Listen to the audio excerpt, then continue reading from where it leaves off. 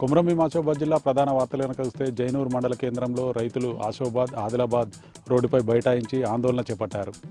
10 రోజులుగా తాము పనులకు వెళ్లకుండా తమ పొలాలు పాడవుతున్నప్పటికీ జైనూరు PSCS కార్యాలయం చుట్టూ తిరుగుతున్న వ్యవసాయ శాఖ అధికారులు తమకు యూరియా ఇవ్వకుండా దళార్లకు అక్రమంగా అమ్ముతున్నారంటూ రైతులు రోడ్డుపై బైఠాయించి ఆందోళన చేపట్టారు. జిల్లా కలెక్టర్ జోక్యం చేసుకొని తమకు యూరియా అందేలా చర్యలు తీసుకోవాలంటూ రైతులు డిమాండ్ చేశారు. కొమరంభీం ఆసిఫాబాద్ జిల్లా వాంకిడి మండల కేంద్రంలో పోలీసులు అర్ధరాత్రి వాహన తనిఖీలు చేపట్టారు.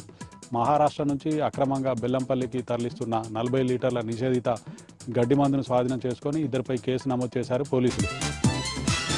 మంచిర్యాల జిల్లా చెన్నూరు పట్టణంలోని పద్మశాలి కాలనీలో ప్రేమ పేరుతో పెళ్లి చేసుకుంటానని మోసం చేసిన ప్రియుడు మధు ఇంటి ముందు ప్రియురాలు ఆందోళన చేపట్టింది. పెళ్లి పేరుతో మోసం చేసిన ప్రియుడు మధుపై చర్యలు తీసుకొని తనకు న్యాయం చేయాలంటూ ప్రియురాలు కుటుంబ సభ్యులతో కలిసి ఆందోళన చేపట్టింది. యువతి కుటుంబ సభ్యుల ఫిర్యాదు మేరకు పోలీసులు కేసు నమోదు చేసుకొని దర్యాప్తు ప్రారంభించారు.